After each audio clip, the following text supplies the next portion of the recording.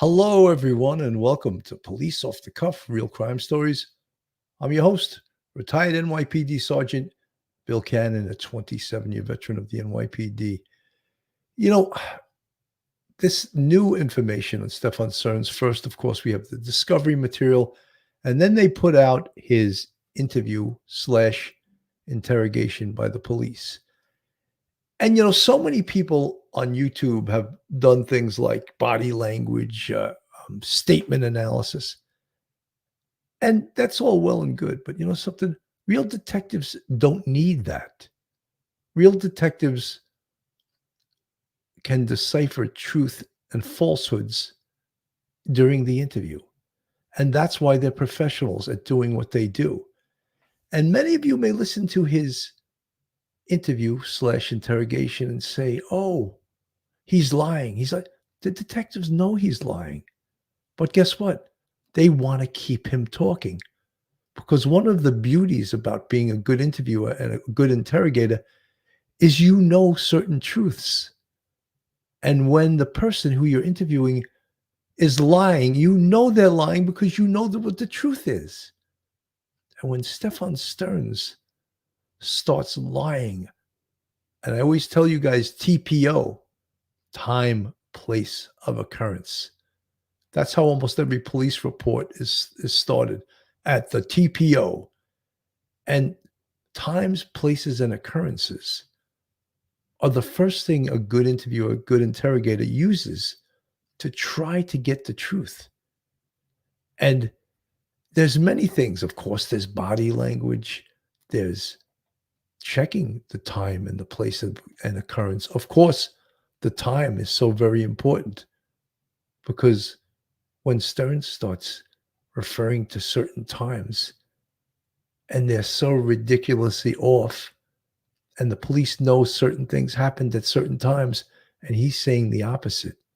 So I just want to point that out. We're going to dig into this tonight, and we're going to go back and look at what the police said 2 months ago. And then look at Stephan Sterns and Jennifer Soto's interview on television. Because my thing is, I think Jennifer Soto is involved.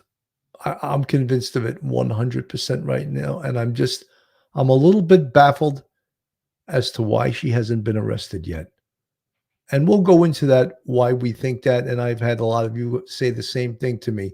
So guys, hold on to your seats, hold on to your hats. You're about to enter true crime from a police perspective.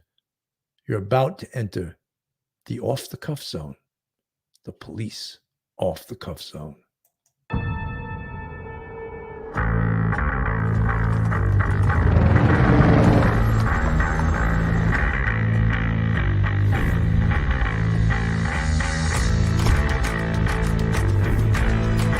There has to be some common sense.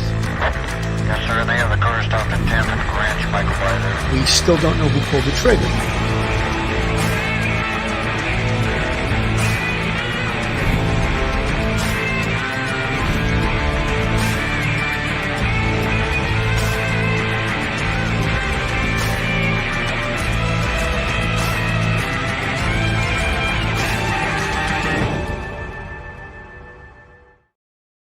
You know, I've been flying solo lately, and I get a little lonely. You don't know how difficult this is to do this show solo. So tonight, I'm not doing it solo.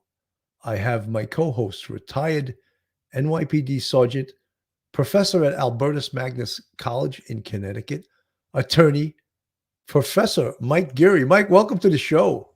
Hey, Billy, thank you for having me on. And thank you for everybody here watching. Take care, everyone. Hope you enjoyed the show. I think everyone that watches this show likes you. So when I say I have Professor Mike Geary, everyone gets a little bit excited. But Mike, you know, you've watched and you've seen and you've been part of police interrogations as a police officer and as a sergeant for the NYPD.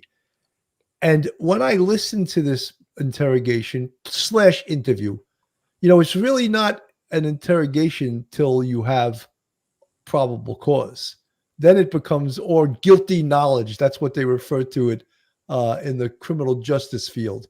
once you've established guilty knowledge, now it goes from interview to interrogation. You want to speak upon that, Professor? Yeah, Billy, early on, when you have a case like this with a missing child, you know, as an investigator, that the clock is running really fast and you don't have a lot of time. And so they're looking really quickly at what the setup of the family is and thinking, okay, we got to really figure out where was she from the moment she woke up in the morning. So you start at the home, at the nucleus, the center of the wheel, and you go out in different areas like a spokes on a wheel. And so they're sitting there trying to figure out, okay, we got to talk to who we need to talk to first. Talk to the mother, talk to the father. If there's any other children, you talk to them. They bring him in, and the people don't realize it, but everyone is a suspect until the police clear you with some sort of corroboration that you can place yourself outside of the crime scene area in terms of where you were, who you were with, and the times you were away. So they have to do that. And even if you're cleared in the beginning, if they develop anything further, they can bring you back into the fold, so to speak. But so you want to interview the mother, you want to interview Stephan, and you want to interview anyone else who may like a housekeeper, a neighbor, things like that. People who are kind of in the not knowledgeable around the family to see what was going on. And so you really are not focusing in on one particular person at all.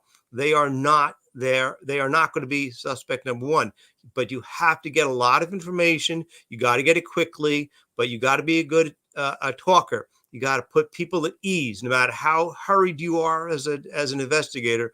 You have to keep people at ease. You don't rush them through an interview. You go over things quietly.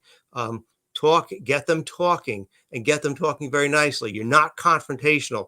The old, gangster movies from the 1950s where they're like throwing suspects up against the wall. No. That stuff does not go on. You're not going to get anything out of anybody. You're talking to somebody who you want to keep talking. I'm sure that you're going to compare what he said later on to any sort of video or anybody else said later on. You can compare that to what the mother said, and you're going to try to figure out, is there corroboration? Is there some sort of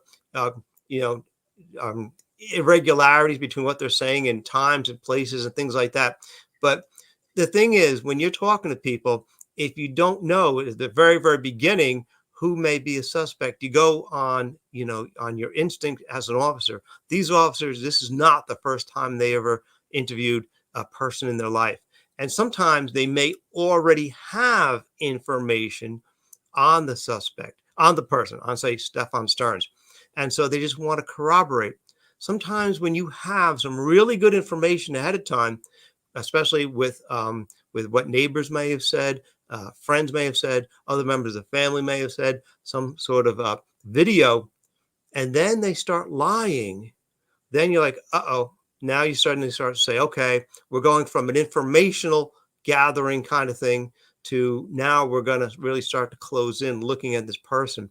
Sometimes when people tell the truth, to the police, that's wonderful. But sometimes when people lie to the police and the police actually know it's a lie, that's wonderful too, because that puts them, as Phil would say, in the trick bag.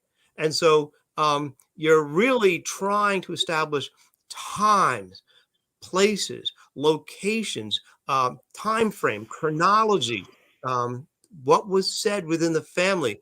And he fails miserably in his interview because the police have gathered a lot of information before they even interviewed him. They did it quickly. So they asked him questions, and they're not confrontational whatsoever. Very matter of fact, very quiet. Keep them talking. They know what the lies are when he's telling them. They know it, but they won't react to it. They want to keep them talking, keep them talking, keep them talking, keep them talking as much as you possibly can. And it's not confrontational. That person is made to feel very comfortable. There's no custodial kind of situation. There's no tough, really questions like interrogatory questions. It's very peaceful. And when you do that with someone, you can get a lot of information, and sometimes they can clear themselves, but sometimes, in his case, they just tighten the noose around their own neck and they put themselves right there. at 100%. You know, I want to play this video here. This is from March 14th. And this was the Orange County chief. And I liked him because he told us a lot of information early on. And then it was like the door just shut as far as information after that. But this is March 14th. So again, this is as Sterns was arrested. I believe it was on the 27th. He was interviewed by the police on the 27th at 1916 hours, and they found the bad stuff in his phone. right. And that was the night he was. So let me play this, and you'll see all how far we've come from here. Our detectives have determined that Madeline was never dropped off on the morning of February 26th near her school. Instead, we believe she was already dead at the time and that Stephan Sterns moved her body in the early morning hours on that day. We have video evidence that shows Stephan Sterns discarding items in a dumpster in that apartment complex in Kissimmee at 7:35 on Monday, February 26th. That's so very, very important because Stephan Sterns says that they got up at 0700 to 0715. You know, he doesn't, it's not, he's not a morning person. He keeps saying that. He says that every 2 minutes. I'm not a morning person. And at 0730 to 0745, they got out the door of the house. Mm-hmm. So right there, that's impossible because he's seen at the dumpster throwing away her backpack and her laptop in the dumpster on that property. So right there is a huge, big, fat lie. Now, someone just had asked me in the chat, how do you know that she was killed in their house? And the evidence that we have is the chief just said there, and he gave us this information very March 14th, that he was seen in the early morning hours carrying her out of the house. So she was between 8:30 at night when Sterns showed up at her birthday party, which was on the 25th, Sunday the 25th, and to the next morning, or even the wee hours of the morning, that's when he and potentially, and I've just sort of joined this camp here, Jennifer Soto, and I think that she very well could be involved in this. And this is the thumbnail for this show.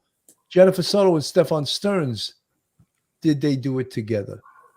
And I'm thinking now that she very, very potentially is involved in this because the lies she tells, the fact that they never searched for her. Everyone was searching for her except, guess who? Stephan Sterns and Jennifer Soto. Their Oscar-winning performance on TV, all of those things. Let me go back to the chief because I want to play more of this. Detectives later recovered Madeline's backpack and her school-issued laptop from that dumpster. At 8:19, we have evidence that shows Stephan Sterns returning to the complex and Madeline was visible in that vehicle. We believe she was already dead at that time.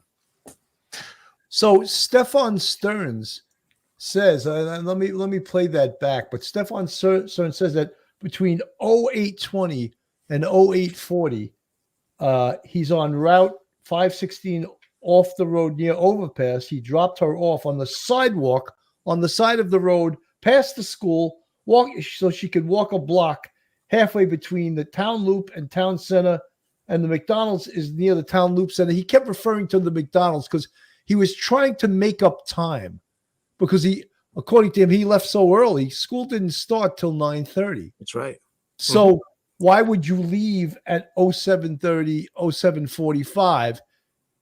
So then he had this McDonald's story that they were going to go to McDonald's because he had to kill some time in there. So as the detectives were grilling him, and let me go back to the chief, what he just says, and then we'll get back to this because this is very interesting. Issued laptop from that dumpster. At 8:19, we have evidence that shows Stephan Sterns returning to the complex and Madeline was visible in that vehicle. We believe she was already dead at that time.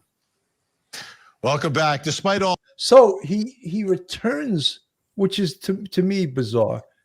He returns to the complex with her still in the car, and then he leaves again, and that's apparently when he dumped her body, which was 17 miles from condo. Am I reading this incorrectly, Mike? No, I think you got it right. I think you got the timeline. I'm looking at my timeline and just making little corrections. I think you got it right. It's possible that, look, this happened in daylight. He's moving her around, okay? And I think that by having her, talking to that she's asleep on her way to school and that sort of thing, he's trying to let people know that, if I was seen with her in the car, that was okay because she was asleep. She was up late the night before, had the party. I'm taking her to school. She's asleep. But he has to say something because there's the possibility that he's been, there's cameras. He probably doesn't realize where they are. He never thought about that part. But he's, trying to figure out a way that he can, as you say, cover his tracks a little bit. Oh, yeah. She was in the car. She was asleep. I did this. I did that. I went here, went there, blah, blah, blah. And I dropped her off. Oh, and by the way, she got out of the car at the sidewalk. She had her backpack on her, all these other things. But a lot of this stuff was done in the early morning hours. But still, there's enough light out and there's enough people around because it's a Monday morning school day. It's not like a Sunday at 5 o'clock in the morning. So therefore, he's got her in the car and he can say, yeah, she was, yeah, there's me on video with her in the car. Yep. That was Except her. Mike, the chief is saying that she was seen, he must have carried her body from the house into his car because that somehow was caught on video. And the chief is telling us this on March 14th, but maybe we weren't listening. Right. Or maybe, because that says to us between her birthday party at 8:30 at night when Stephan Sterns showed up there, right, and the next morning when she's seen in the vehicle slumped to the left. I don't have the exact time. I think that was probably at about 7:45, 8 o'clock in the morning. So 12 hours after he shows up at her birthday party, she's expired. Absolutely. JPL, the Stelladoro, thank you so much for the $20 super sticker. It's incredible that this monster carried this child out of the condo and nobody else saw except the camera. Thank God for the camera. JPL, is a good chance he did it under the cover of darkness and maybe didn't have to travel that far from the condo to his car. So you're right. Luckily, they say there was an old book by Dan Rather that said the camera never blinks. And that's for sure because the cameras caught this guy and look what caught him. Look what put him in jail. Pictures, video, his cell phone. So yes, we owe a lot of the investigative talents to digital evidence, but I want to play a little before we get too far off track here. I want to play a little bit of his interview because one of the things that someone's lying, he keeps apologizing. During this interview, he must have apologized 4 or 5 times, said he wasn't a morning person 3 or 4 times, begs off that he's on some drug that puts him to sleep and he's just been so stressed out. Yeah, a 37-year-old man stressed out, lives with mommy and daddy, and it doesn't work. He's so stressed. He's a stressed out man. Let me play a little bit of this from Law and Crime Network. Let me put it up on the screen, and we'll hear a little bit of his testimony here, or of his interview, actually.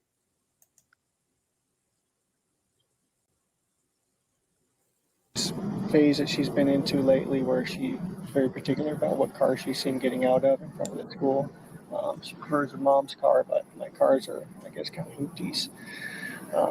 I get it. It's an image thing. But that was sometime probably between 8:20 and 8:40-ish.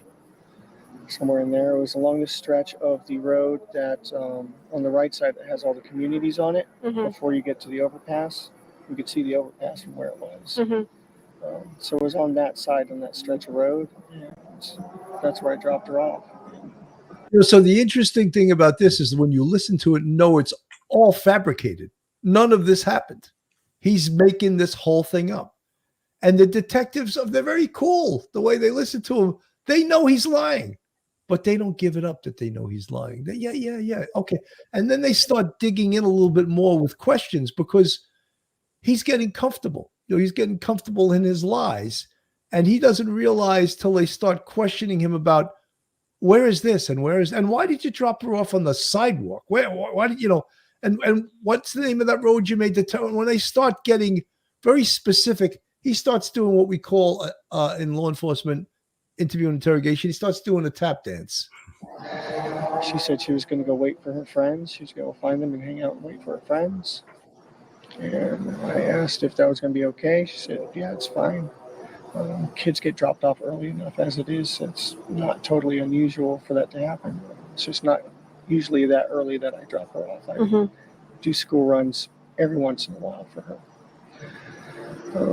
I said, okay. Let her out. Have a good day. Love you. Thanks. Love you too. And I turned around and was driving away and was watching her in my rearview mirror to make sure that she was going where she was supposed to go. And she was moving in that direction, but she was rummaging around in her backpack or something. What I assumed was probably headphones. She was rummaging around in a backpack that she didn't have because he already threw it in the dumpster. It's already gone. And so he's making all this shit up right during the interview. And, but the detectives are cool. Yeah. Okay. Yeah. Oh yeah, that could happen, Phones or something like that. But I find out later that she forgot her phone here. So she may have been rummaging for her. I find that amazing. Not only did Madeline forget her phone, but guess who also forgot his phone? Stephan. So two people, and most kids, their phone is glued to their left rear pocket or wherever they keep it, inside their backpack or in their hands. And they know they have it or they don't, but an adult, oh, really? You left your phone? Why did you do that? Because, you don't want the GPS tracking to where you're going with this dead body at this point. So to me, that is another point that's horrific that, we both left our phones. It's not believable. Phone. But she was still kind of making her way towards that direction. So it looked okay. It looked like any other day. And I just continued on. That last little bit of information is very important because the sheriff of Orange County said after Sterns was arrested and charged with sex crimes involving Maddie, that video showed Sterns tossing Maddie's backpack into a dumpster at the apartment complex where they lived the morning that she disappeared. I just want to stop for 1 second for someone in the chat. Harley Ryder, he was not seen carrying her out. She was seen slumped over in the car, right? No, both. She was seen slumped over in the car, but a video caught him carrying her out. We're just learning some of this stuff. But guess what? The chief spoke of that on March 14th, but it went over all of our heads. We either were not listening or we just had our own preconceived notions. I think it was Pauline asked, why did he go back to the condo? And that, what the reason he said, and the only, here, Pauline Buckles, why did he return to the condo? The only reason I could think of that is that he knew he was on video, but yet he was dumb enough not to know he was on video throwing her backpack and her laptop into the dumpster. But he comes back into the condo. That really doesn't make any sense, does it? It doesn't make any sense. But at that point, he would have dumped her body, right? See, that's what I'm not 100% clear about either. She's seen leaving the condo at a certain time. She's slumped over to the left. And the folks that asked me, well, how do you know he carried her out? Well, we're hearing from the chief from Orange County that he was seen on video during the wee hours of the morning, could be under the cover of darkness, carrying her into the car. So he could have let her lay in the car till he was ready to leave at whatever hour he said he left at 07:30 or 07:45, but we already know that's not true. So we don't have the timeline down precision, but guess who do? The police do. The police have it down to a science. And the other part of that is he says later during the interview that he was returning to the condo because he forgot his clicker.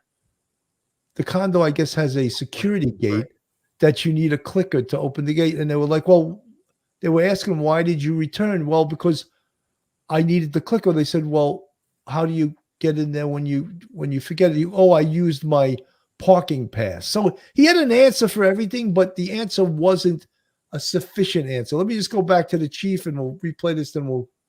We have video evidence that shows Stephan Sterns discarding items in a dumpster in that apartment complex in Kissimmee at 7:35 on Monday, February 26th.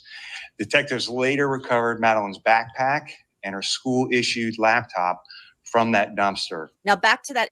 So that's, I mean, such huge, amazing evidence that they recovered her backpack and her laptop in that dumpster. And the video that sees her in his car slumped over to the left. And again, that was March 14th. We were told that. Why didn't we listen?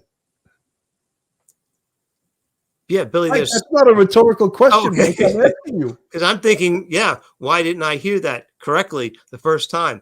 Yeah. As if there is video, really decent video that actually shows him moving her body in the wee morning hours, well before 07:35. Maybe he actually put her in the car originally, maybe 0500 when it was still dark out, and was maybe I'm thinking as we're talking about this, I'm spitballing. I'm like, well, if he put her in the car at about say 5 o'clock in the morning when it was still dark out and a lot of people hadn't yet gotten up and gotten into the cars and getting to work, that would buy him time to then clean up the apartment, maybe throw away a few things that may implicate him in a crime, and then he would then go out fairly quickly before it got busy, because when you're living on a block, who is up early in the morning, what the traffic pattern is like, what the neighbor's behavior is. He may realize that, okay, if I put her in the car early, I'll clean up the place and I'm gonna, go get out of here with her in the car. If there's any video, I'm gonna dump the stuff now in the trash bag, in the bin, in the dumpster. I'm gonna get in the car. I'm gonna say I'm driving her to school. It's really early. It's 2 hours now before school begins, and school's only like a few miles away. And so it doesn't take very long to get there. He's got her in the car. He's driving around. He's caught on video, things like that. But it may be that, yes, that body was actually there. It's possible that her body was in the car maybe 2 to 3 hours before he actually moved the car, threw her stuff in the bin, and then drove with her supposedly on the way to school. Mike, I just want to clear up to Kissimmee, Florida from the chat. Hi, Bill. To clarify, there's no video of Stephan Sterns carrying Maddie's body from the unit to his car. There is video clearly showing Stephan Sterns dumping her book bag and laptop in our community dumpster. Kissimmee, Florida. I'm just going by what Chief Mena said. He said they had video of him carrying the body to the car. So that was on March. He said that on March 14th. So I'm not privy to what the police have, but he clearly said that in this press conference. Mike, did you hear the same thing I heard? Yes, I did. So, I mean, we have to take that as being true. And so these are the things that the police went into this interview armed with, knowing these things. Let me go back to the interview.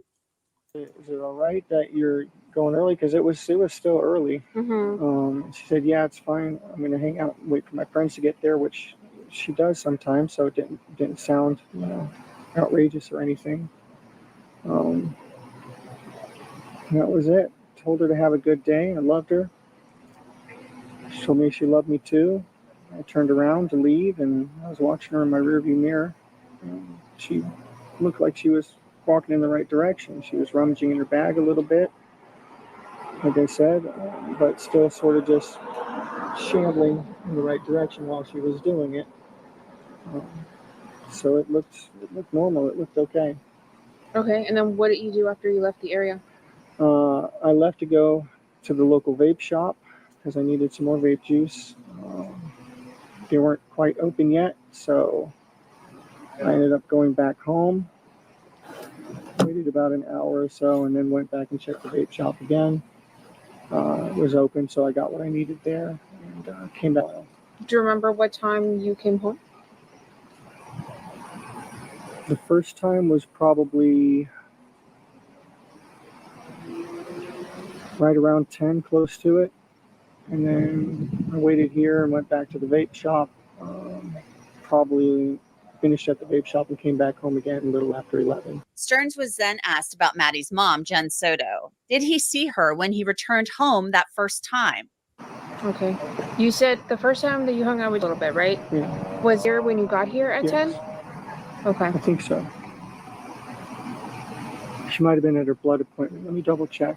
I know she had a blood appointment. So he said, she asked, was she there? And he says, I think so. That's really not a good answer. You either know or you saw her.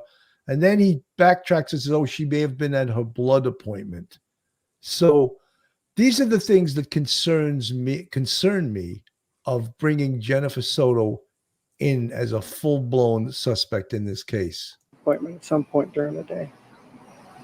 It's okay. We don't have to ask her right now. Sorry, everything's a blur. So she might have been here. She might have not have been here I the first time. believe she was here because she was sleeping in as much as she possibly could because she's been messed up with a new work schedule. So she had to be here because she didn't want to sleep in. Okay. I'll double check, but yeah, I believe she was here. And that's another interesting moment here. Sterns said he would double check on whether Jen Soto was sleeping or not. Keep in mind, this was just one day earlier. Sterns then said he left to go to some stores. He visited a Coliseum of Comics store, a couple of Target stores, and House Rules games. Sterns apparently liked to play video games. The detectives then questioned Sterns about Maddie leaving for school without her cell phone. Is it normal for her to not have her phone? Unfortunately, she's severely ADHD, as am I and her mother. So it is not uncommon at all, and in fact, very, very usual thing for her to forget things. She'd forget her head if it wasn't screwed on. And we're forgetful about, writing her about that. We'll remind her, and then it will leave our mind, and she'll say okay, and then it will leave her mind. And is she on medication for this stuff? Normally, yes. She's been staying with her grandparents a lot this week while her mom was working. So she has not been getting her meds a lot. Okay. So she was really spacey. Where's mom working at? What changed in her hours that she needs all this thing? She's training, so it's not a set schedule yet. Okay. The detectives then asked Sterns about other items Maddie would have had with her, including what Maddie's backpack looked like. Does she have any other devices besides that phone? Any other electronics? She had her school laptop with her. Okay. Is that still supposed to be with her? Still supposed to be with her, yes. Okay. And what kind of book bag was she carrying? Black book bag with like grayish blue hibiscus flowers on it, like a print.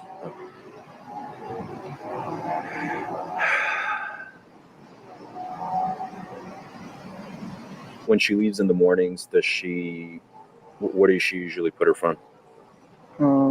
Either in her backpack or like her back pocket, kind of wherever she just thinks to put it at the time. Sterns was then asked whether Maddie would have just taken off and run away. I don't know, you've probably been asked already, but she's never ran away or been away for longer than a certain period of time, amount of time. Like that. No, she's very dependent on us. I don't think she'd know what to do if she did run away. She's not the type. She's a good kid.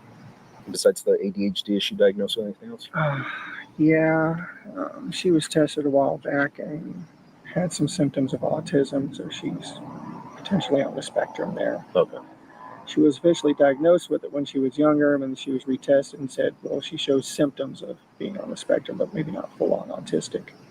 In fact, Maddie, according to documents released by police and prosecutors, was constantly in contact with family and friends. Sterns then asked whether there was any news about Maddie's disappearance. Have we had any updates? We literally have like 50 people right now on scene looking. I don't know if there's any updates. The best person would be the other detective because he's the one that is in charge of all this.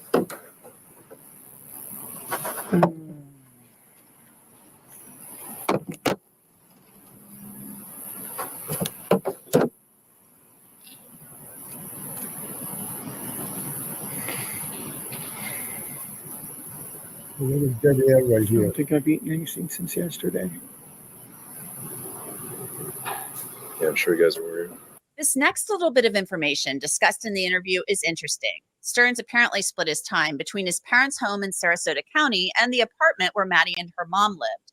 Maddie's mom would later tell detectives that Sterns hadn't been to their apartment since December. Like, because you live down south, right? When did you come back up north to help her? I just got here this weekend. Do you remember what day it was? Sunday. Sunday was her birthday party, so yeah, it was the evening after her birthday party. Sunday. Okay. Do you remember what time you got here on Sunday? 8:30ish, maybe. Okay. Just in time to make sure that she was doing all her nighttime routines. I'm waiting for her mom to get home.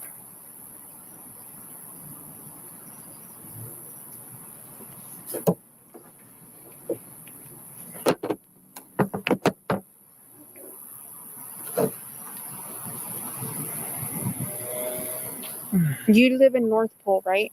Yeah, I split my time between the two. Is that on places. Snug Street? Snug Street, Okay, yeah. that makes sense. You have a lot of Snug Street on here. Yeah, I split my time between the two. And shockingly, when Maddie was, quote, missing, Sterns said he and Maddie's mom didn't leave the apartment complex to look for her. Did you? I find that that outrageous. Yeah. That your daughter's missing, right? Right. And the whatever you want to call Stephan Sterns, the mother's boyfriend, they called him the stepfather. But the biological mother does not go out to look for her daughter.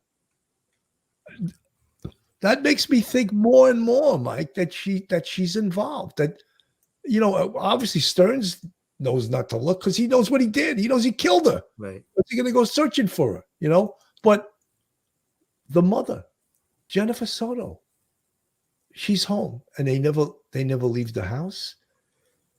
Do you get that, Mike? Yeah, I mean, I don't think it passes a straight face test. If it was me and my daughter was missing, or my wife and one of our daughters was missing, I mean, I would want to be out there with the police, beating the bushes, looking for my daughter. My wife would be leading the pack, looking for our daughter. It's the only thing I could think of is for the mother not leaving, if she's completely innocent, if she's actually completely innocent, is that maybe she herself is addled with some sort of health issues that she can't even handle the idea and even accept the fact that her daughter's missing, and she's paralyzed by fear. As the only thing I can think of on her side of the equation.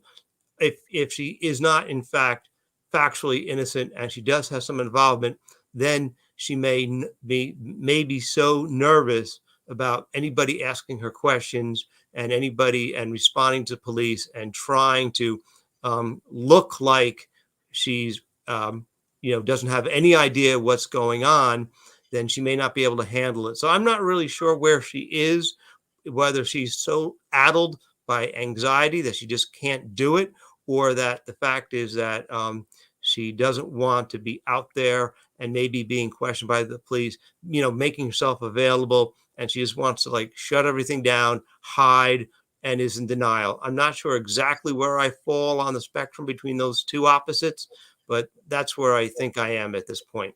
Okay. Kissimmee, Florida. It's literally 10 feet at most from the front door of the unit to where his car was parked. No cameras covering that.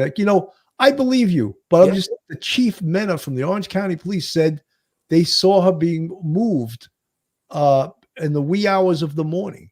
So I don't have independent knowledge of that, but that was reported on March 14th by the chief who gave, I wish I could go back to it now. I don't have it queued up, but he said that. He absolutely said that. Folks, this is Police Off the Cuff, real crime stories. If you like real crime, true crime from a police perspective, then you're in the right place. And if you're not subscribed to us, go on our YouTube, hit that subscribe button, give us a thumbs up, ring that bell, hit the like button, share us with your friends and your family, make comments. We love to read your comments in the chat. And if you want to help us out financially, we have a Patreon with 4 different levels. And we also have a YouTube channel membership with, count them, 5 different levels. And our family is growing here, the Police Off the Cuff family.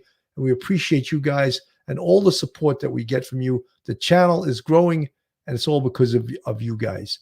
I want to go back to the interview just so you can really appreciate Stephan. You and your wife, when you guys were looking for where did you guys look? Me and her stayed local. It was all the rest of the family that mobilized and was beating the bushes. And Did you guys drive together or separate?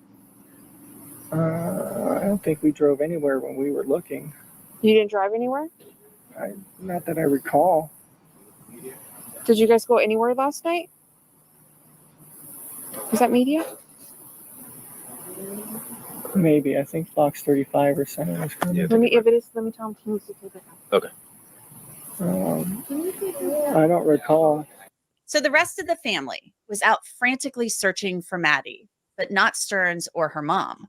Then detectives confronted Sterns about his story about the morning Maddie disappeared, not matching video evidence. So keep in mind, all of this is still northbound, Okay. right? You're still northbound on Jungyang Parkway. Northbound. So why is your car seen going southbound at 8:10?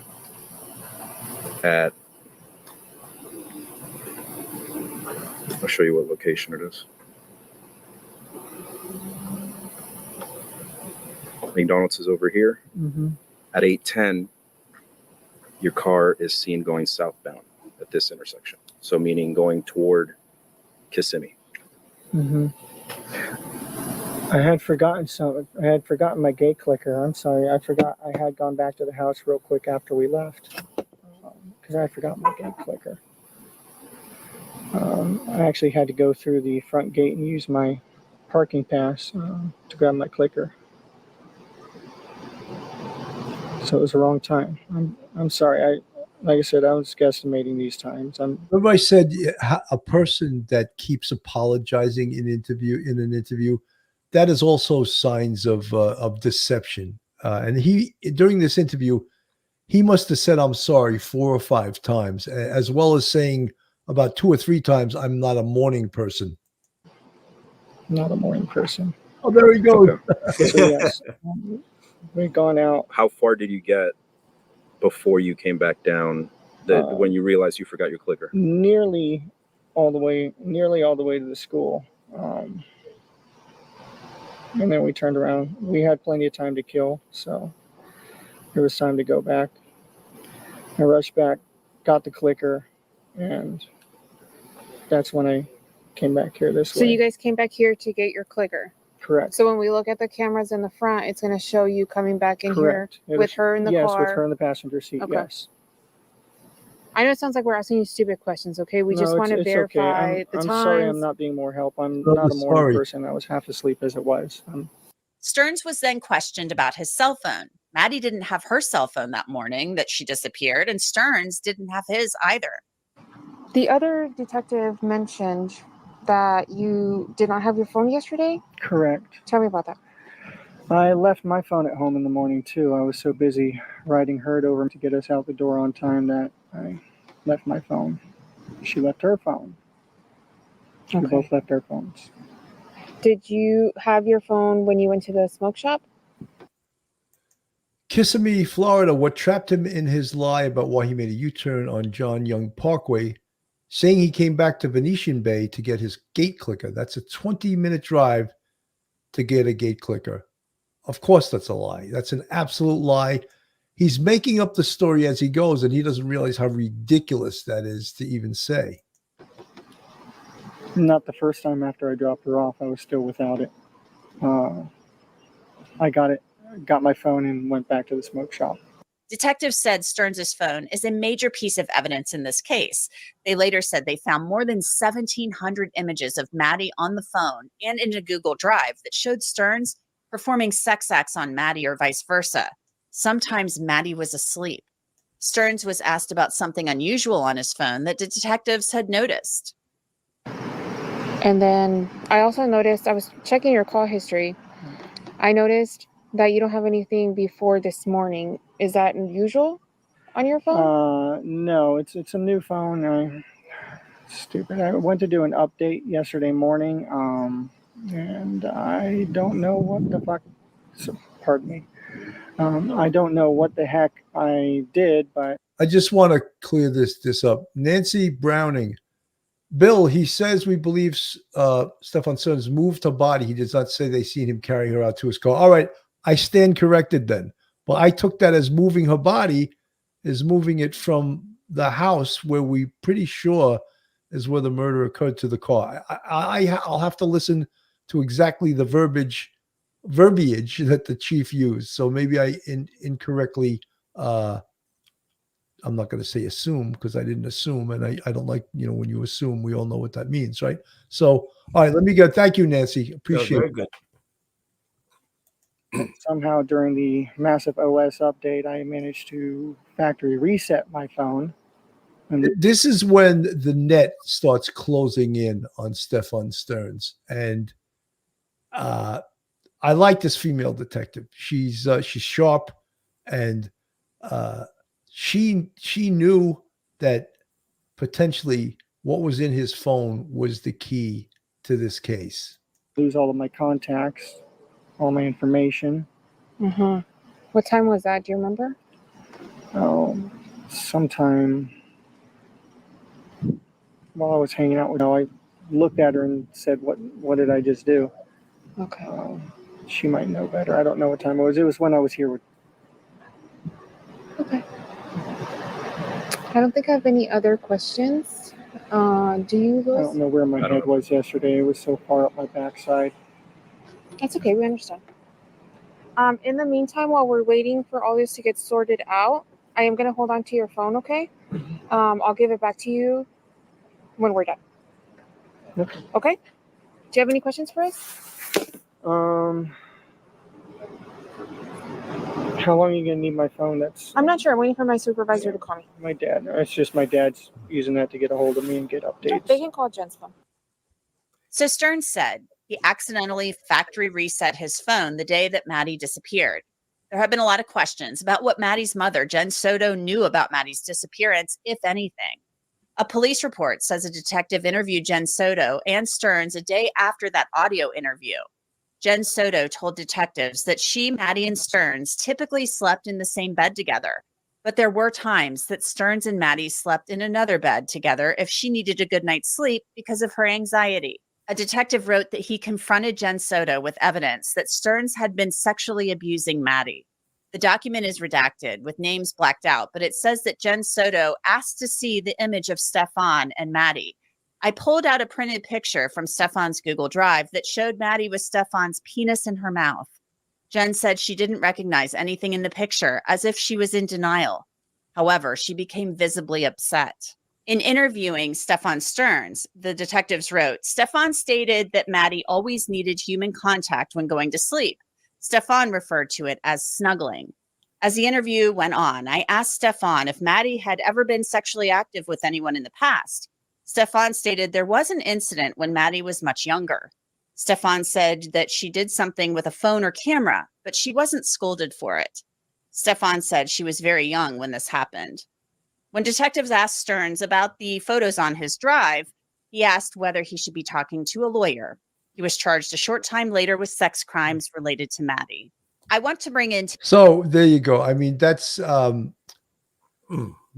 was the single most important piece of evidence, because what it did was it put Stephan Sterns, it put him in prison.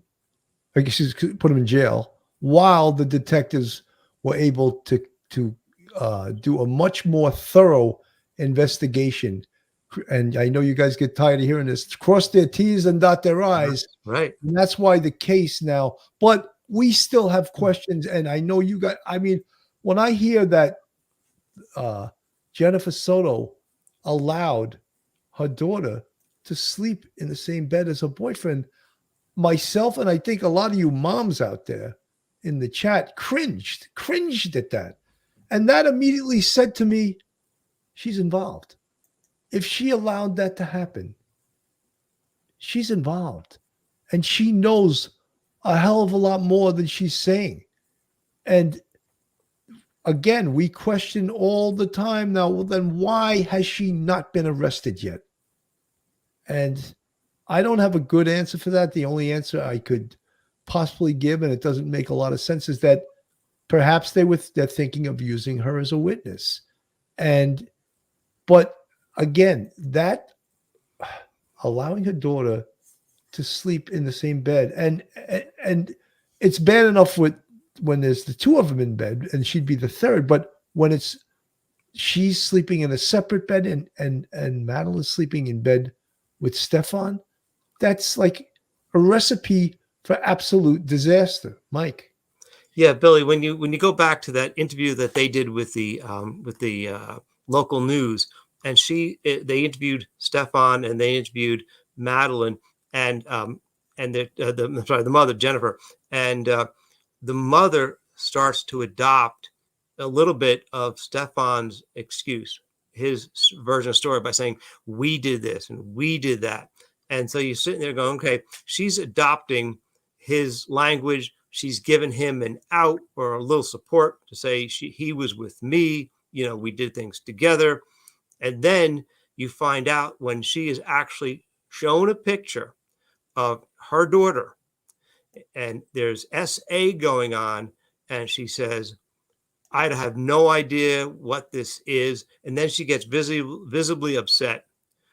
She is being confronted with the truth. And you cannot tell me as a parent, not as a police officer, just as a parent, that she had no inkling before that picture was shown to her from Stephan's phone, that she had no idea at all what was going on. I think she had plenty of suspicions, and I think she couldn't deal with them as a mother, as a person, and that is on her, and that's her responsibility to deal with them.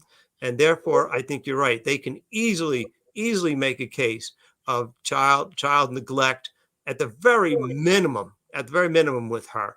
And so therefore, I think it's really sad, her reaction, but I think she was actually shocked that the secret and stuff that she knew what was going on was actually now made public to the police, not to the whole world, but to the police. And therefore, that little secret that she had in the back of her mind was actually revealed, and she didn't know what to do with it, and she freaked out.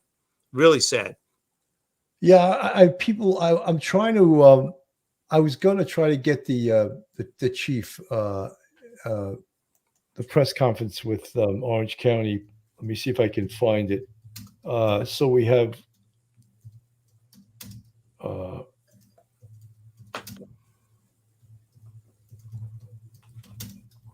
Let me see if I can get it. And okay. Hang on one second. I might be able to get it up here. Oh yeah, here we go. Let's see if this is the right one. Yes, this is the one. Let me remove that one and put this one up on the screen.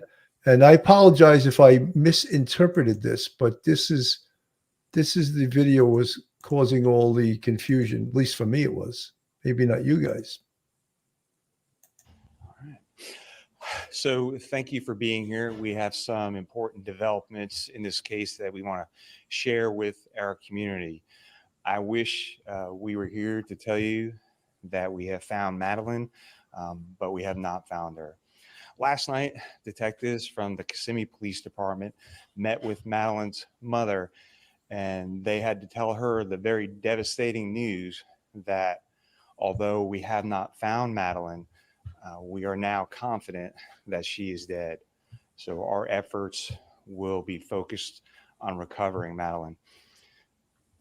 Dozens and dozens of detectives, crime analysts, and specialized team members have been working nonstop and following up on every single lead and every shred of evidence. Our detectives have determined that Madeline was never dropped off on the morning of February 26th near her school. Instead, we believe she was already dead at the time and that Stephan Sterns moved her body in the early morning hours on that day. All right, there's my mistake right there. That Stephan Sterns moved her body in the early morning hours. So with my brain, I filled in the blanks that he moved her body. Where did he move? He had to move it to the car, right? Where else would he have moved it to? Right. Let me just replay that because it is a little bit confusing. Determined that Madeline was never dropped off on the morning of February 26th near her school. Instead, we believe she was already dead at the time and that Stephan Sterns moved her body in the early morning hours on that day. We have video evidence that shows Stephan Sterns discarding items in a dumpster in that apartment complex in Kissimmee at 7:35 on Monday, February 26th. Detectives later recovered Madeline's backpack and her school-issued laptop from that dumpster. At 8:19, we have evidence that shows Stephan Sterns returning to the complex and Madeline was visible in that vehicle. We believe she was already dead at that time.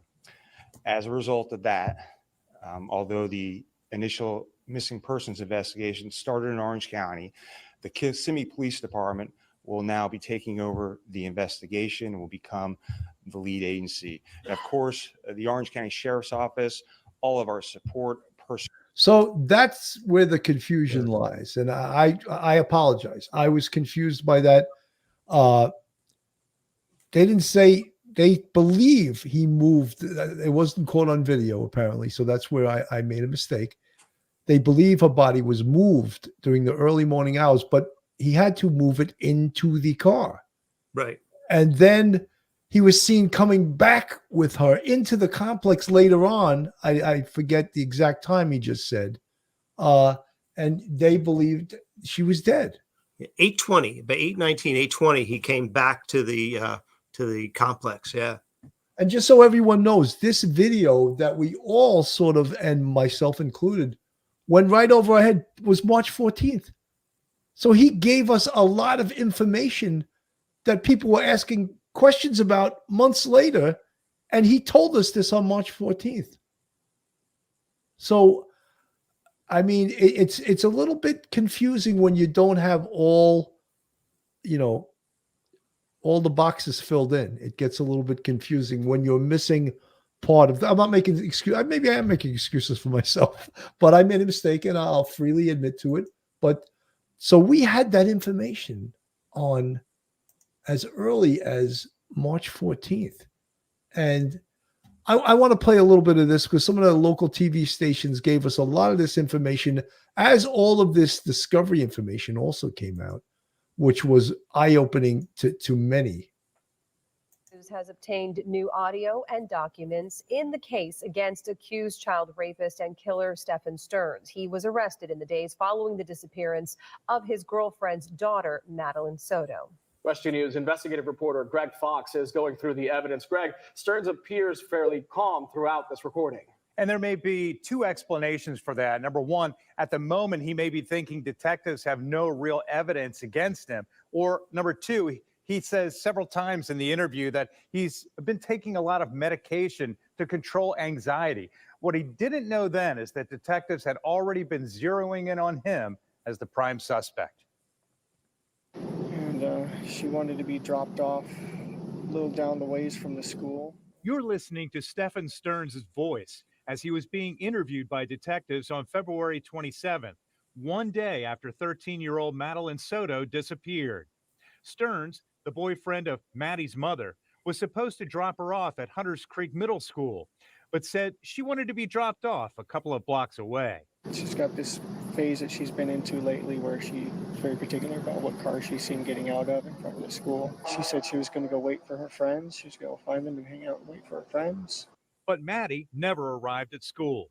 Video evidence would later, allegedly, show Sterns discarding items that included Maddie's backpack and laptop computer in a dumpster at the family's Kissimmee apartment complex. And detectives later obtained security camera images that appear to show Maddie was already dead inside the car.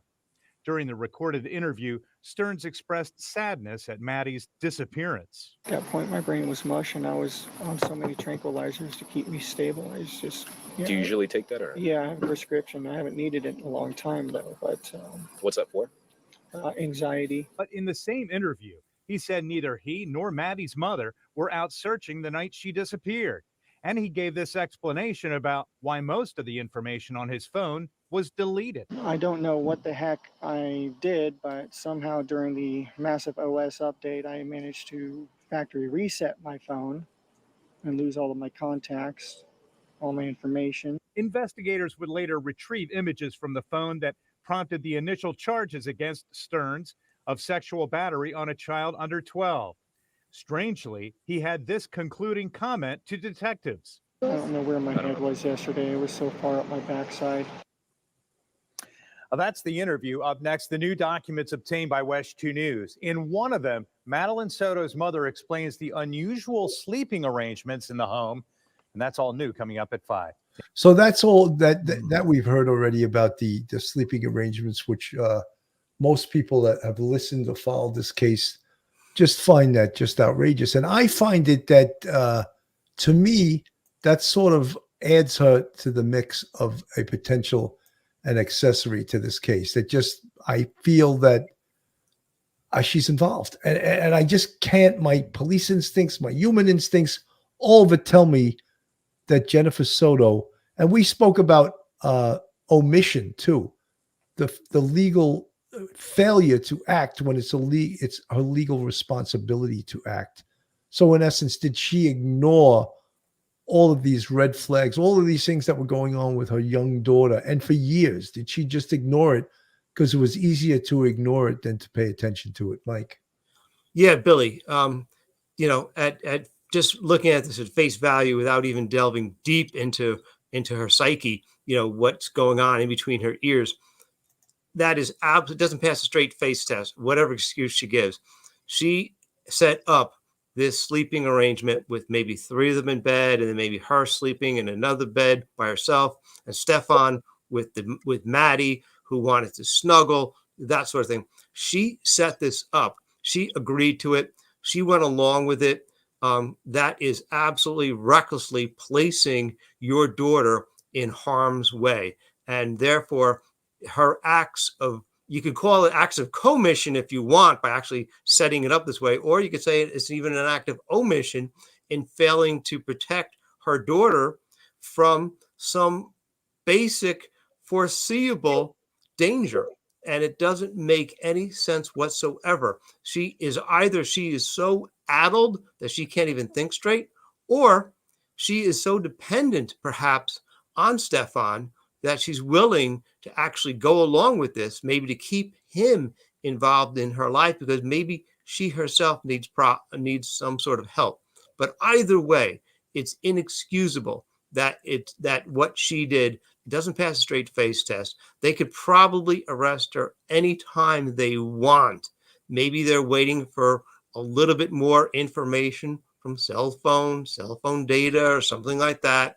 I'm not sure. Maybe they're thinking they want to interview a few other people. They just want to get a little bit more information, but they can well have no problem whatsoever making a case against her, a criminal case against her right now. And I find it kind of strange that they haven't. I would think they would. I can't believe that they're not doing it, but maybe they have some reasons that we don't know about, that they're really, tight-lipped on this case.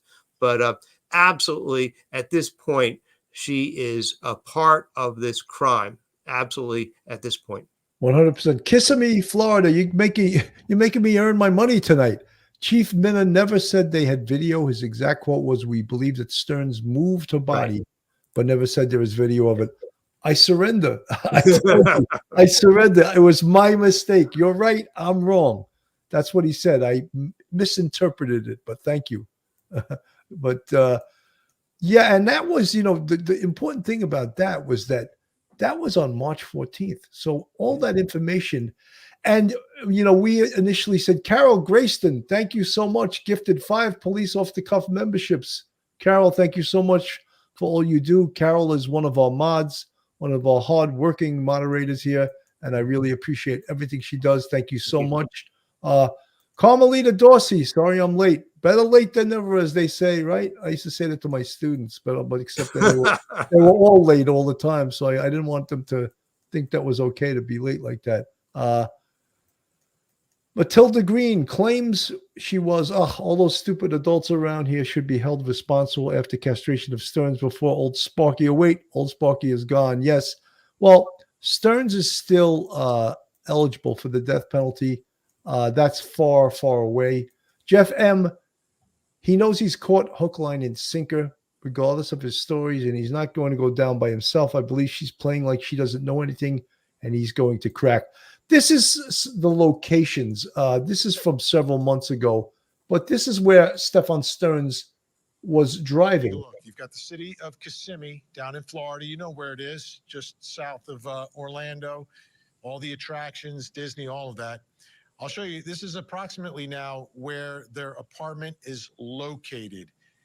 And it's from there that Sterns agreed to pick up Madeline and bring her to school. Now, he doesn't take her all the way to school. Let me show you where he claims he dropped off Madeline. It's the Peace United Methodist Preschool. It's about 5 miles from the apartment, where you can see right there. But he claims that she was embarrassed about being dropped off at her middle school and asked to be dropped off there. And he says that he did it at about 8:40 in the morning. So let me show you where her school is now, the middle school. It's Hunters Creek Middle School. It's about a 0.4 mile walk from where he dropped her off. And class was set to begin at 9:30, which would give her time to get there, obviously, but she never showed up. So she doesn't want you to be, she doesn't want to see me getting dropped off, so you drop her off half a mile away, right? Now, investigators obviously took a close look at everything that they could. They worked quickly in this case. And let me show you what investigators believe happened that morning, as opposed to what Stephan Sterns said happened that morning. We begin again in Kissimmee, Florida. We'll show you where that apartment is once again. Now, what the video evidence showed was that Sterns was there at 7:35 a.m. He appeared to be discarding items into the complex's dumpster, okay? Investigators later found in that dumpster the backpack and laptop belonging to Madeline. Remember, this is 7:35 a.m. Then he leaves that complex. Authorities haven't released any information about where Sterns went next, but at some point he returns to the apartment complex and is spotted there at 8:19 a.m. Video surveillance captures Madeline inside the vehicle at 8:19 when he returns.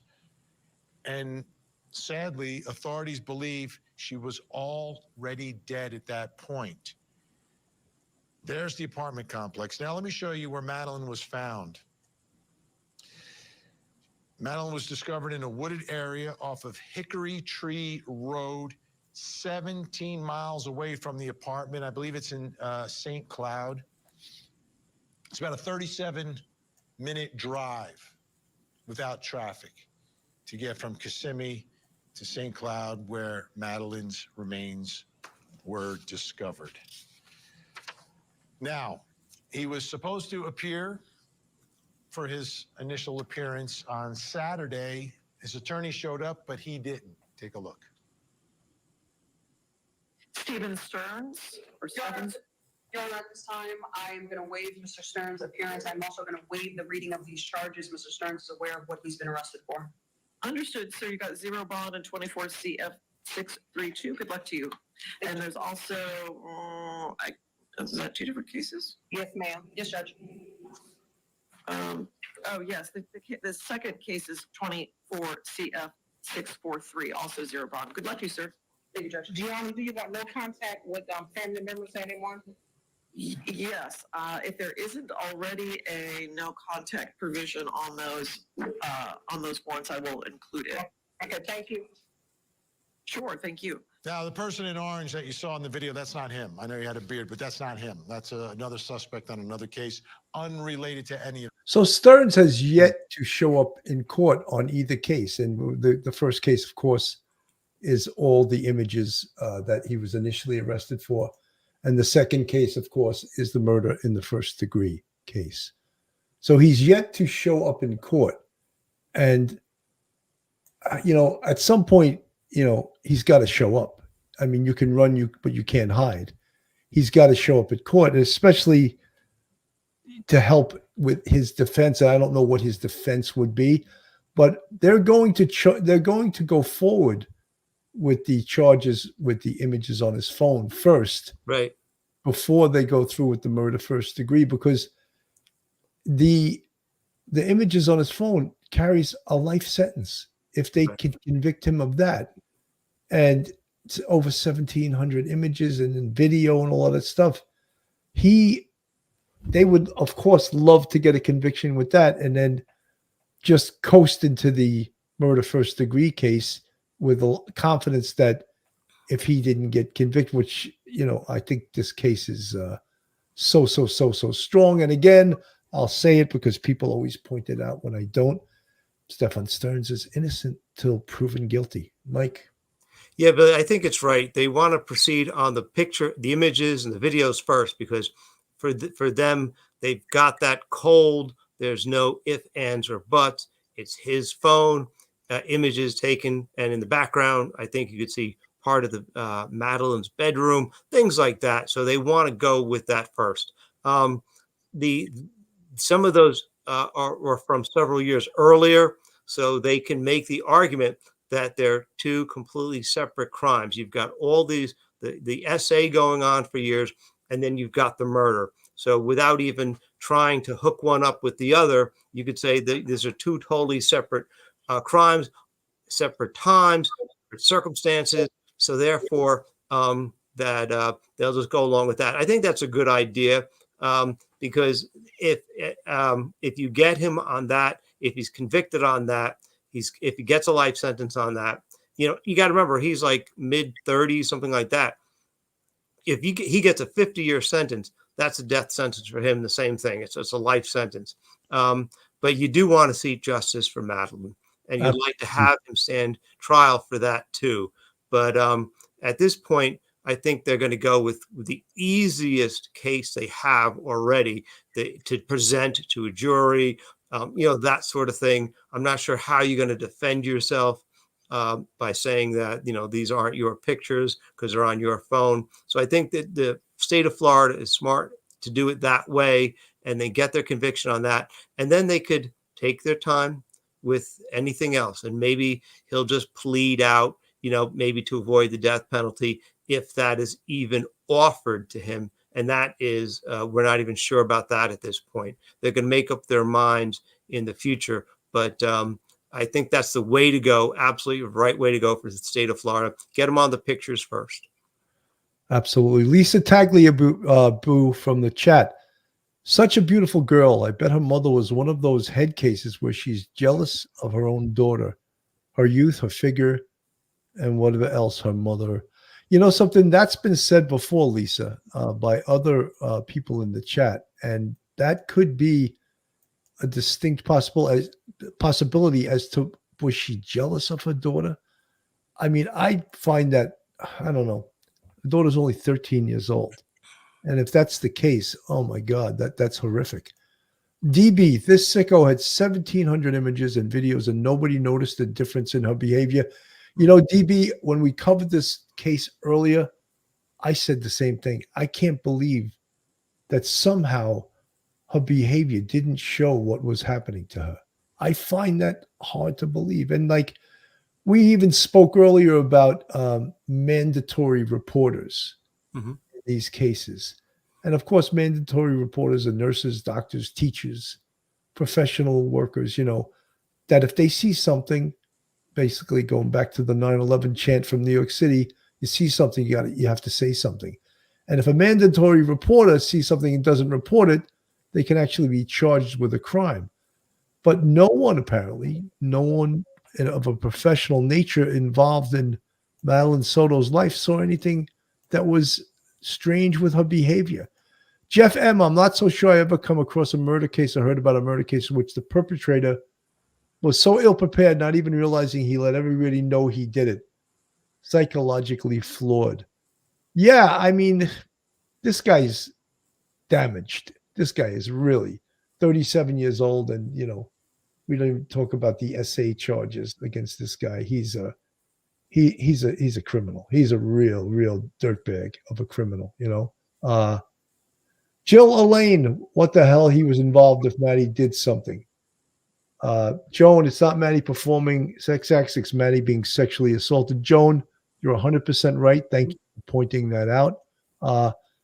Melissa Stiller, Jennifer Soto was entirely culpable in the abuse that Sterns perpetrated on her daughter. I agree. I 100% agree. Linda Cato, do the police get permission to take his phone in this simple way? If so, that is clever. They didn't even get a warrant. Am I correct? Linda Cato, you're 100% correct, but they got him to sign a consent to search his phone because this genius, he figured he deleted all the bad stuff on his phone. You heard him say he did a factory reset. So he thought he outsmarted them. So let me take suspicion off myself and let me give them permission to search my phone. So he actually signed a consent to search form of his phone, or else, Linda, you would be 100% correct. They would need a search warrant to search his phone. And the other thing is, once they found the bad stuff on his phone, stop searching. Now you have probable cause, you arrest him. Now you got a search warrant to search the rest of his phone. I think that what Professor and lawyer Geary was almost jumping out of his seat to say. Go ahead, Mike. Yeah, Billy, as you're talking about that phone, and I'm listening to his interview with that female detective, she was great. She got permission to take the phone, to not only to have it, look at it, but said at the very end of the interview, after she said, we're going to take the phone, we'll give it back to you. And she said, okay, I don't really have anything further here to say. We're going to, other people are going to start, do some other things. So we'll give you the phone back. Do you have any questions? What's the first thing he said? He hesitated and he said, when am I going to get my phone back?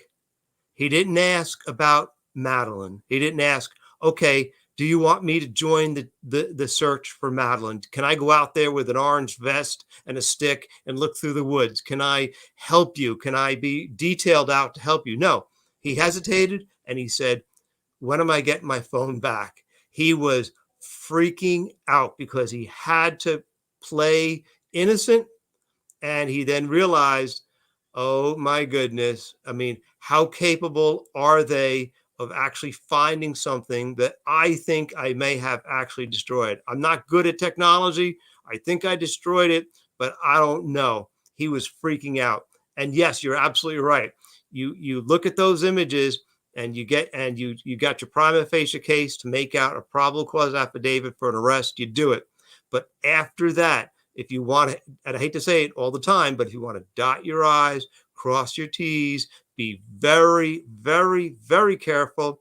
You get a warrant to search the rest of the phone as quick as you possibly can. And then once you got that, you're cloaked in reasonableness. And therefore, there's no way he could challenge any other search of his phone, because you don't want, not only do you want to use those pictures you find, but you want to be able to use everything else that you find on that phone against him in the future. So that was really good police work. Yes, Excellent Mike, police work. I'm thinking of, the old fruits of the poisonous tree. Yes, exactly. If you search, if you illegally obtain evidence, the evidence will be excluded by a judge, and that's called the fruits of the Mhm. poisonous tree doctrine. I did study a little bit. You did good. You remember.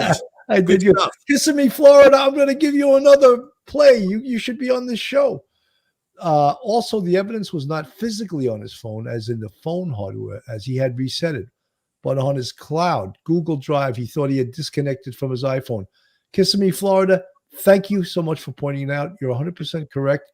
And, you know, old people like me and Mike, we don't know all of this stuff. You know, we're not as savvy with the with the digital information. You know, that's why you always go to your kids when you have a question with your computer or your phone, and they help you out. But my kids are far away. My son's in Denver, and my other son's in New York City, and they're not kids anymore. One's 29 and one's 32, so they don't want to hear from me. If you have a problem, you don't know how to do it. Oh, well, go read this or Google it. They'll say Google it, right?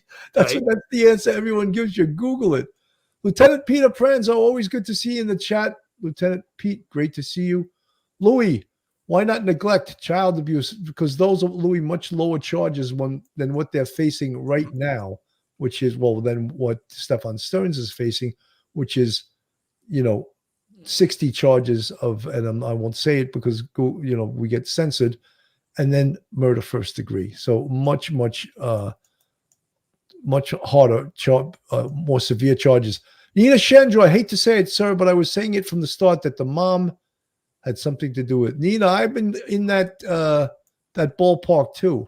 I always felt that the mom, I want to just play a little bit of the mom on her TV interview, and this didn't convince anyone either. Recently to have this outcome. What school? Hunters Creek Middle School. Tom, any questions? No. Is there anything that you think our viewers would need to know about the way you're feeling, the way the family's feeling, Madeline? We are desperate for any answers, anything that you could do to help. I'm here for it. Just please, if you see my daughter, just please bring her home. I just hope you're okay, Maddie. I hope you're safe. I hope you're not hurt. I just hope she's okay. When did you notice that she was missing? Because this was at the beginning of the morning. She got dropped off in the morning. We did not notice until after school picked. Boom! That statement right there to me puts her in as a suspect. That's right. We did not know. Wait a minute. Come on. That puts her in the trick bag, as Phil Grimaldi would say. Yes. Pick up at 4 o'clock when I went to go pick her up, and she wasn't at school. So we're going in 24 hours now. Yeah. Just about. Yeah. Nothing. Nothing. No word. No text message. No messages anywhere from her. I've looked at all her social medias. I've looked at all her games she could have played with. Any app. No weird conversations. Nothing strange. Everything was conversations with just normal friends or us. Let's get to Stephan. All right. The first question is if I can get your first and last name and spell them both out for me. Stephan Sterns, STEPHAN STERNS. All right, so Stephan, you seem very emotional right now. Explain to us. I dropped her off. Everything looked fine when I drove away. It's the last time we saw her. What were the conversations that y'all had in the car when you dropped her off? Not much. She was asleep for most of the way. Told her have a good day at school when she got out. I love her. Said thanks, love you too. That was it. And so where do you think she could possibly be? I mean, this isn't, as I was told, this isn't normal behavior. It's not normal behavior. She's not the type that would just run off. We don't know where she could be. And we're scared. We just want her home. Are you, in a sense, blaming yourself? It's hard not to. Why? I dropped her off early. I could have waited longer. She looked okay. She was walking towards the school when I saw her. It was like any other day, so I went on with my day. It's hard not to blame myself. What has the conversation been with Jen since? She's been a lot stronger than me. She's been holding it together really well, and but it just keeps coming in waves. Just the reality keeps hitting, and we don't know where she is. We don't know if she's safe. We're just scared. We just want her home. Have you, like, literally put boots on the ground, went out? Yeah, I even went out with the cops where I had dropped her off, and we looked all up and down the road, all along communities, and there was nothing helpful. None of the cameras were pointing the street. Nothing, which in 2024 was surprising.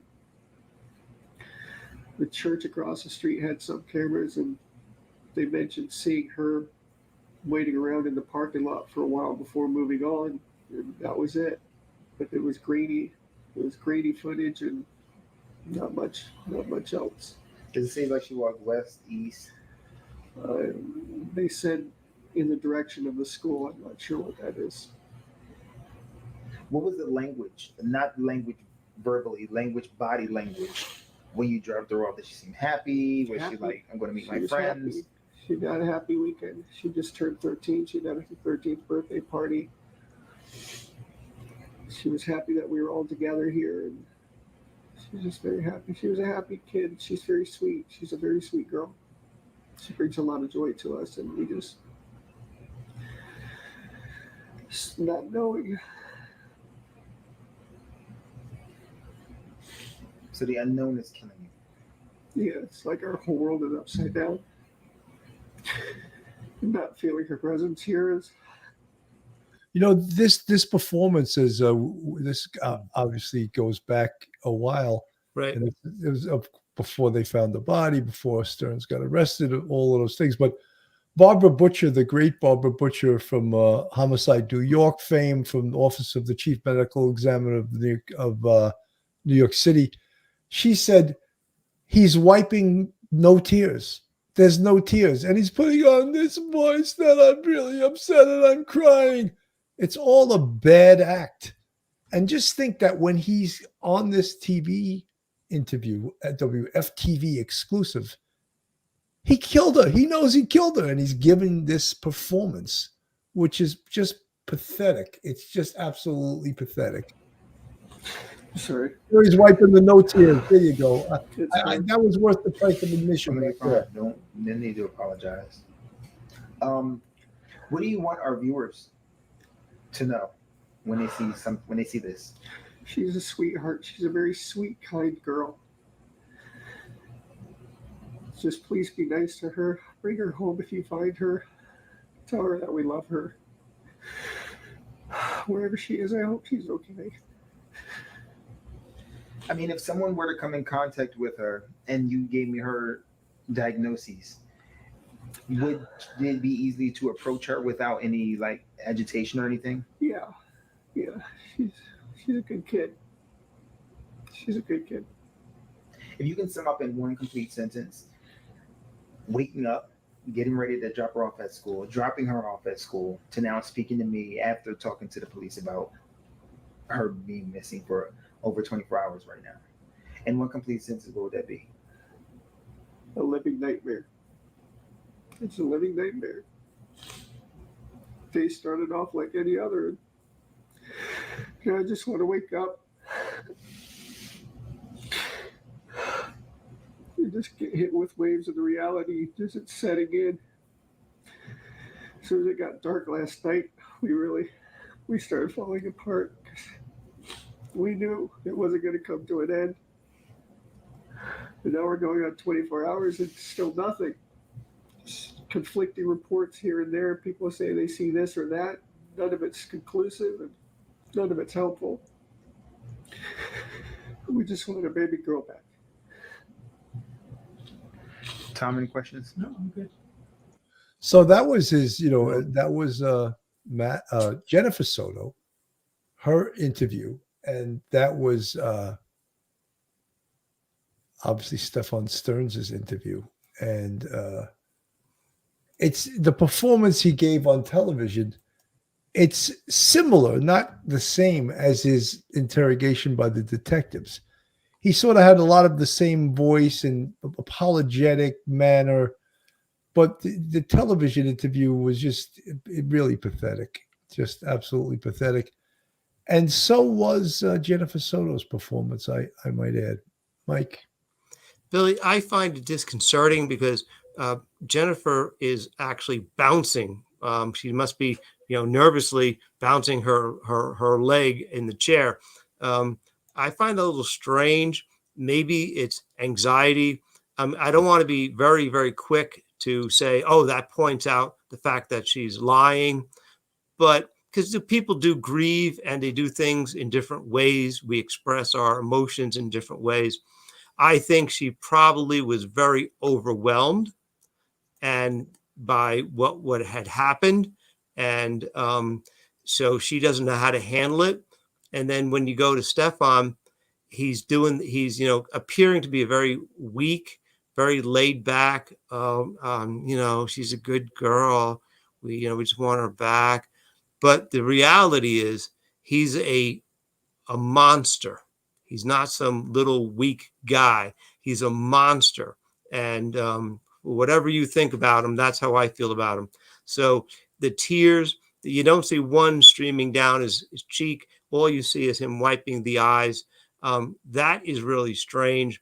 What I found also, this is like the third time I saw it, but I didn't realize it until just now, was that he said that they said, how do you feel? And he said that we feel overwhelmed because we know this won't end, or something like that. And to me, that seems like he's talking about, my guess is he's talking about all the attention he's getting from the news media and the police. And that is freaking him out. Because if he actually thought that there was a possibility that she was alive, he wouldn't have said that. He would have said, like, I'm overwhelmed by all the effort, and we hope that, we're going to have Madeline come reunited with us soon. But I don't think that's really how it to me, it didn't come across that way. I think he's overwhelmed by the amount of attention that's being paid. And I think he doesn't really know what to say, how to say it, how he's going to be approached by the police.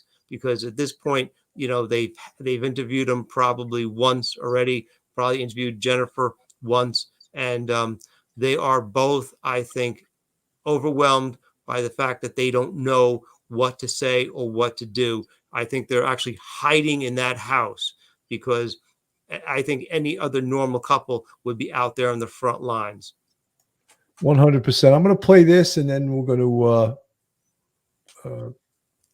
start heading. Sterns gave police a very detailed description about how he and Madeline Soto left her mom's Kissimmee apartment around 7:45 in the morning, drove to a McDonald's, and then arrived at the school about an hour later. But according to this newly released report, other evidence confirming the location of Sterns' car contradicts his story. This girl knows nothing but love here in this house. She hardly ever hears the word no. Double-edged sword, that is. In this recorded interview, Stephan Sterns tells police about the morning he claims he drove 13-year-old Madeline Soto to school. She was asleep in the car most of the time, just snoozing until we got there. Sterns says he dropped the teen off about a block away from Hunters Creek Middle School. Told her to have a good day. I loved her. She told me she loved me too. I turned around to leave, and I was watching her in my rearview mirror. And she looked like she was walking in the right direction. Authorities now believe Sterns murdered Soto earlier that morning at the Kissimmee apartment she shared with her mother. According to this newly released report, security camera videos showed Stephan Sterns' vehicle exiting the complex with a female wearing a green sweater in the front passenger seat. The female was slumped over to her left, which is an abnormal way for a person to be seated in a vehicle. She brings a lot of joy. She's a very good girl. It definitely doesn't feel the same around here if she's not here.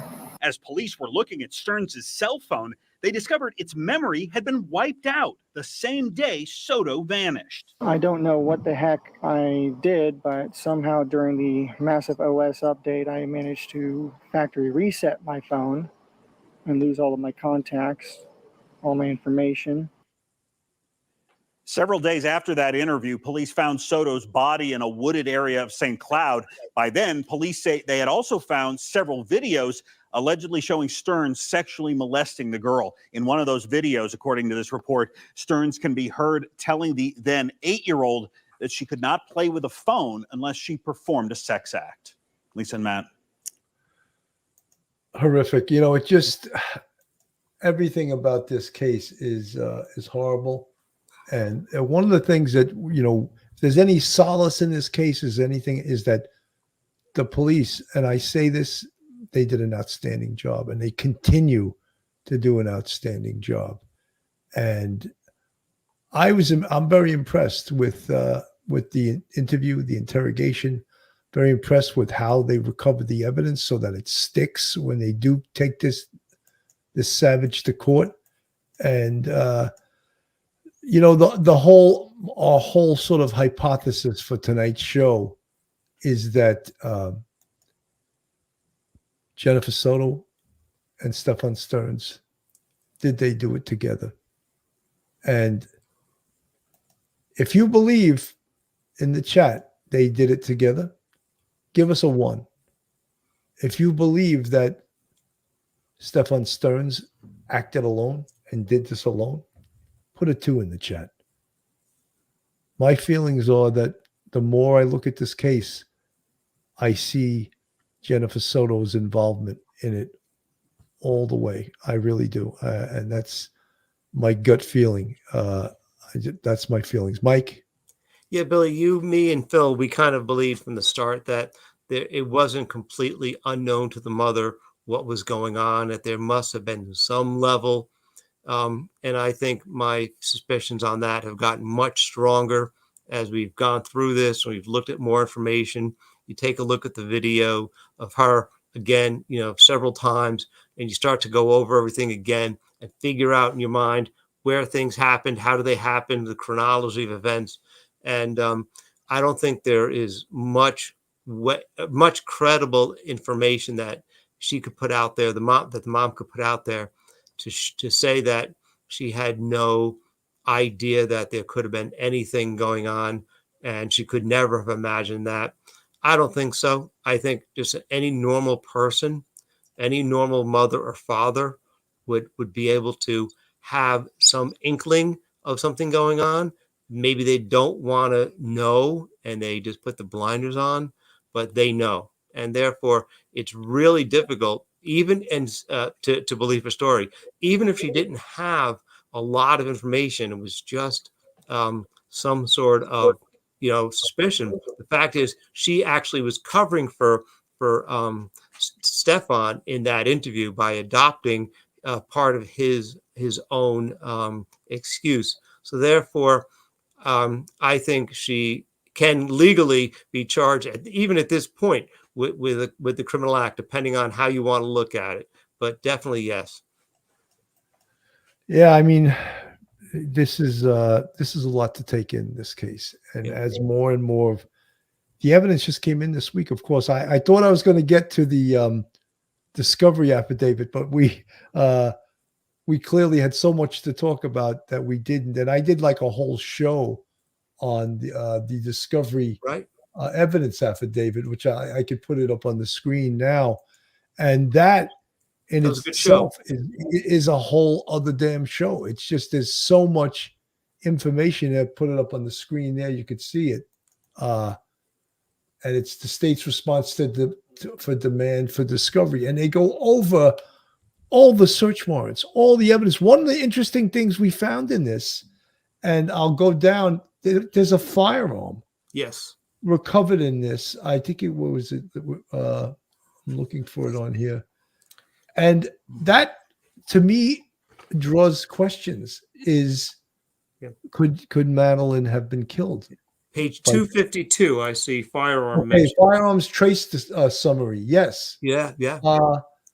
That brings some more questions to this. Yeah. And of course, one of the things, and Kissimmee, Florida, this is interesting. I know you've asked a lot of questions regarding where the murder took place. And we see affidavit for search warrant 4012 Santa Maria Drive and search warrant 4012 Santa Maria Drive. So obviously, the police considered that location a crime scene, And yes, there potentially is other evidence at that location besides the evidence of a murder. They may have seized computers, seized other electronic devices, taken pictures of the interior of the house to match it up against the images from the cell phone. Yeah, all of those things are great reasons for a search warrant of that house. But we must believe that the main reason was they thought it was the murder location.